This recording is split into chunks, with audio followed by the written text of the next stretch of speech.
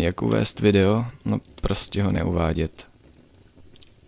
Hele, zapl jsem to teď a vůbec nevím, co tady budu říkat. Jenom vím, že kromě streamu, tak poslední video bylo o tom, že mi YouTube vlastně zrušil zpeněžení. No a proto je takový divný od té doby už netočit. Takže jsem se rozhodl sem něco nacpat zároveň i s tím, že jak já vím, že už jsem v jednom z těch videí říkal, že třeba za 2 měsíce to, co tam řeknu, už nebude platit a bude mi to připadat absolutně scestný. A teď jsem se nedávno koukal a je to pravdou, takže možná to chci i trošku tam jako přidat nějakého materiálu na ten kanál, aby to tam tak nějak splynulo s tím vším. Jo, ačkoliv samozřejmě netajím se tím, že to zpeněžení mě mrzí, protože jsem přemýšlel, že bych tady jako rozjel tohle víc, že by to nebylo jen takovýhle nepřipravený kecání a tak, ale což o to, jako i tohle je dobrý, tohle mě baví. Ale mě jakoby štve už jenom ta pointa, já vím, že už jsem to říkal, ale technicky za to, jak jsem si to projížděl, tak mně došlo, že to je fakt jenom prostě o nějaký svobodomyslnosti. Protože všude tam byly jenom určitý citáty, pak maximálně můj názor, ale nic tam nebylo jako závadného. A ještě když YouTube napíše, že to byla prostě nějaká skupina odborníků, nějakých politologů, hej, já kámo, fakt bych chtěl vidět tu partu lidí. Jakoby nevím, přijde mi, že YouTube dneska toleruje všechno, až na nějaký ateismus nebo nihilismus, který ani nemusí být asertivní, prostě už jenom, že existuje, tak ho YouTube jako se snaží minimalizovat. Já z toho všímám i třeba, když sleduju ty nějaký zahraniční a jakoby skeptický nebo trošku vědecký kanály a tak prostě různě, tak mi je YouTube vůbec nedoporučuje. Sleduju je pravidelně, ale nikdy jsem to video neměl třeba v doporučených. Jakoby já jsem všeobecně velmi liberální, si myslím. Jakože v pohodě se vším, úplně tolerantní a tak. Ale nutno podotknout, že si myslím, že být bílej heterosexuální ateista na YouTube je celkem jako kus salámu v mraveništi, prostě to tě úplně rozežerou. Já jsem aspoň trošku divný, že jsem třeba jako dlouhovlasej, víš co, mám 2-3 dready na hlavě, tak aspoň jako trošku něco, víš co tam fílej ve mně. Možná proto mě tady nechali. A jinak jakoby, ne, tohle je jako samostatný téma.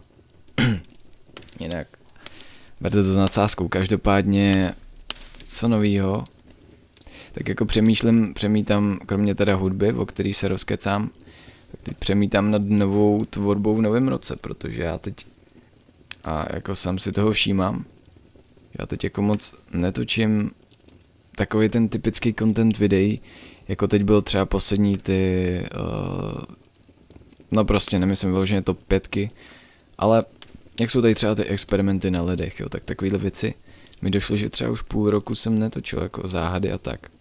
Možná je to proto, že teď sleduju spíš jako ty vědecké věci, už tady to tolik neberu, no, ale co mě teď baví, to jsou ty ty vole, teď úplně nevím, jestli mě to baví, ale hodně točím ty creepypasty, teď si zase dám pauzu v úvozovkách z vašeho úhlu pohledu, protože ano, já mám před sebou furt tu creepypastu, na kterou mi třeba Pixelores poslal svůj part asi před několika měsícema už a já jsem furt nebyl schopný to dodělat, protože to má, jak říkám, nějaký skoro 2 hodiny snad, nebo nevím ani, já si kouknu, kolik to má. To musí být strašná randa. Existuje to slovo. Skoro 3 hodiny to má třeba na zahraničních kanálech, takže to bude voser, ty vole. Na to ani nechci myslet. Každopádně, co teď točím, teď byl ten mech Celestín, což jakoby, to je strašně ujetý video třeba. Nechápu, ale třeba lidi to sledujou docela, teď jsem to vydal před chvílí. No a nevím, ten můj divný styl humoru, ale kdy tam se snažím vypadat jak zhulený skoro spíš než cokoliv jinýho, tak nevím. Proč ne, ale prostě teď takovýhle věci mě docela baví, no. Ale co především, jakoby, na co se zaměřím, tak bude asi ta music. Já jsem to tady ještě nerozebíral, tuším, nebo možná na konci něčeho, možná na konci toho posledního videa, těžko říct. Já jsem totiž už několik videí na tady to točil a vždycky jsem to pak smázl. Nebo jsem ztratil ten soubor, třeba to se mi taky stane prostě. Třeba už jsem točil o hudbě něco, ale to je tak složitý třeba pro mě, protože já jsem jako poslouchám hodně různých žánrů a nechci se ničeho dotknout a tak různě a víte co prostě. To je těžké, aby to nějak vyznělo. Každopádně, ať už jde o moji kapelu, tak i o moji solo tvorbu, tak snad v únoru to je prostě úplně svatý měsíc, protože kromě mých narozenin, hashtag 23, děkuji všem předem, ne, tak měli bychom jít s kapelou do studia, nahrát minimálně 3 tracky, a což jakoby tam jsme, já nevím jak ten styl definovat, alternativní rock, ale nemyslím ten alternativní rock jakože takový ten popíkovej, ale prostě jakože fakt ve stylu Pixies třeba, nebo jo, Where is my mind, budete znát, pokud posloucháte trošku rockovější nebo grungeovou hudbu a takovéhle věci. No a co se týče mý solo hudby, tak je to zase něco mezi alternativ nebo indie rockem a emo trapem. Sorry, jestli se opakuju. A tam v únoru se děje taky jedna důležitá věc, a to, že hned na jeho začátku bych měl jít do Prahy natočit videoklip s Birkem a mělo by to být na starou VHS-kovou kameru. A tam vlastně tam vlastně zandat první track, co se bude jmenovat Hřbitov snů. A bude to doufám solidní. Ačkoliv nevím, kdy to vydáme, jo, protože to vůbec nemusí být v únoru. Já ani nepočítám, že to bude v únoru, protože já chci mít taky něco předpřipraveného. Hlavně nevím, jak dlouho třeba trvá producentům, když jim pošleš track a oni to mají jako třeba zmasterovat a tak. To prostě, třeba to bude trvat Bůh ví jak dlouho, já na to nejsem ready. Už bych to mohl zpracovat všechno. No a jako aspoň 2 klipy bych plánoval, nevím vůbec s kým budu dělat ten druhej. Jestli to udělám nějak sám.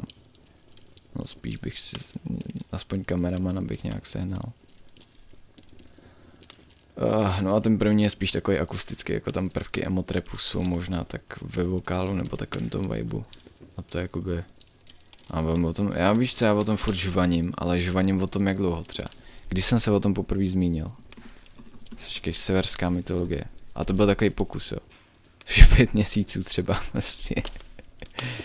OK, ale to jsem se tam jenom tak zmínil, protože já třeba vůbec nevím, jak ty skladby zní někomu jinému. A já vím, že když to pošlu prostě někomu, i když to ještě třeba nic není úplně hotový, jo, ale když pošlu třeba jenom nějaký útržek demo, tak nějakým svým známým, že jo, tak prostě nemůžeš čekat nic objektivního. Dneska se mě zrovna někdo zeptal v komentářích, tyjo, kde je ten track, co jsem pouštěl tu ukázku ve videu Severské mytologie, což je vlastně ten Hřbitov snů kousek. Ještě špatně udělaný a trošku jsem to pozměnil. Ale tyjo, překvapilo mě, že na to ty lidi myslí a že se jim to jako líbí, to je docela... Co mě to nakoplo je natočit tenhle shit a právě jsem vyčerpal úplně všechno, co bych mohl říct. Co jsem psal pod poslední video. Já tohle nechci utnout, kam, mě to baví prostě. Já nevím, jste říkali třeba, že si to dáváte jako do pozadí, když něco malujete, nebo píšete, spíte, nevím, prostě všechno. Hej, proč mi nejdou komentáře, tak jsem kripl. Tady je dobrý komentář, dej na začátek videa varování, video nabádá ke svobodnému myšlení. Já to jakoby nechci vytrhávat tak z kontextu, ale sami mi řekněte, proč máte pocit, jako že to YouTube z politických důvodů zabanoval. Jako ano, dobře, v jednom videu byly citace člověka, který jako popírá výhody kultury, ačkoliv sám jsem to pak zpochybnil, tak tam jsou tam citace. Ale to není přece důvod mazat, jako, nebo ne mazat, ale prostě no, jako odstranit zpeněžení, možnost peněžení z kanálu. Téma, jak fungují myšlenky, to je třeba hodně zajímavý. Já se třeba teď hodně zajímám o tu neurovědu, nebo nemůžu říct, že nějak jako, že jsem v tom dobrý, nebo že bych v tom byl fakt jako nějak znalej. Ale neurovědu v rámci třeba těch, jak jsem říkal, jak jsem točil ty drogy, to teď asi taky začnu točit. Jsem chtěl říct, jak jsem se zakoktal, kamo, co to bylo. Ale tohle téma je jako zajímavý, no, ale je to něco právě, že co si musíš předpřipravit. A tohle je kanál o tom, nebo pokud bych to nedal na ten hlavní, něco v tomhle kontextu, tak tohle je kanál o tom, že prostě tady mluvím takhle z fleku. Takže nevím, jestli vyloženě jsem, ale z mých znalostí bych toho moc o myšlenkách asi předat nedokázal. Jenom tak jako hodně stručně. Tady je strašně politický komentář, kámo, to tady přečtu a už mě smažu úplně. No to není možné, ty si tady něco vydal. Hej, tak to jsem zvědavý, co napíšete pod tohle video. Užij si Itálii, tak to je mrtě dlouho, tohle video je tak starý. V Itálii jsem byl už před takovou dobu. Bylo by fajn, kdybys natočil to video o náboženství a s tím různě spojené pohledy na život o smrti. Myslím si, že to bude zajímavé téma. No, o tom bych se rozpovídal už teď, ale to asi fakt chce něco special, protože jak jsem říkal, já jsem teď takovej hodně, že jsem osedlal tu vědu, i když je to, nebo ty vole, to zní strašně odborně, nebo strašně nadřazeně tomu, co já ve skutečnosti dělám, jo. Ale nějak jakoby laicky se o to zajímám, třeba o ten mozek a tak. A když se zajímáš, i když jenom jakoby v rámci třeba těch drog primárně, ale když se zajímáš o funkci mozku, víš, jaký jsou, jak se dají demonstrovat který pocity, jak se dá demonstrovat paměť, jak se dá demonstrovat tvoje osobnost, tak najednou nevěříš v duši a když nevěříš v duši, tak nevěříš většinou ani v život po smrti. I když na něj bych měl jednu docela realistickou teorii, ale to je fakt na samostatný videa, takže tohle je určitě na tohle budu myslet a možná jakoby celkový život po smrti a takovýhle věci. Já věřím v absolutní svobodu slova, ale také v to, že každý má právo na své médiu cenzurovat obsah, který mu přijde závadný. Pokud to překročí hranici, tak máme přeci možnost migrovat na jiné médium, nejsme žádní nevolníci. A já si myslím jakoby, že bychom se ještě museli vyvíjet jako informační společnost, aby mohla fungovat absolutní svoboda slova. V momentě, kdy si víc jak půlka lidí neumí ověřit informace na internetu, tak je to zbytečný podle mě. Nebo ne zbytečný, určitě ne zbytečný, ale nebezpečný. Jakoby přijde mi to jako dobrá myšlenka, ale nevím, jestli je dobrá pro Českou republiku. Téma číslice nekonečno. Já vůbec nejsem matematik. To sorry.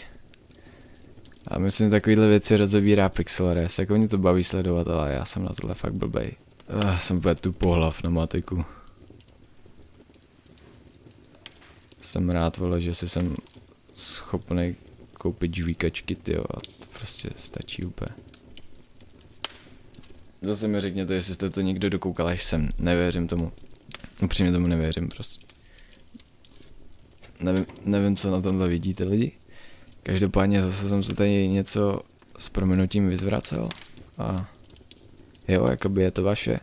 Příště teda něco hodíme na to téma asi toho posmrtného života a jako ačkoliv mě to velmi teoreticky zajímá tyhle věci ohledně víry a tak osobně jsem k tomu velmi skeptický, ačkoliv z mojí minulosti můžete znát, že nebo můžete mě znát jako úplný opak, ale dneska už jsem prostě přesedlal.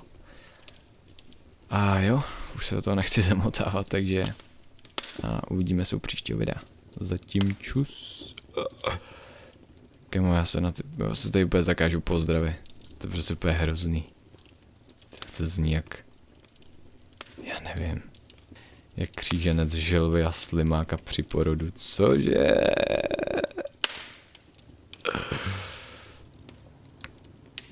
Pes čuká papeže.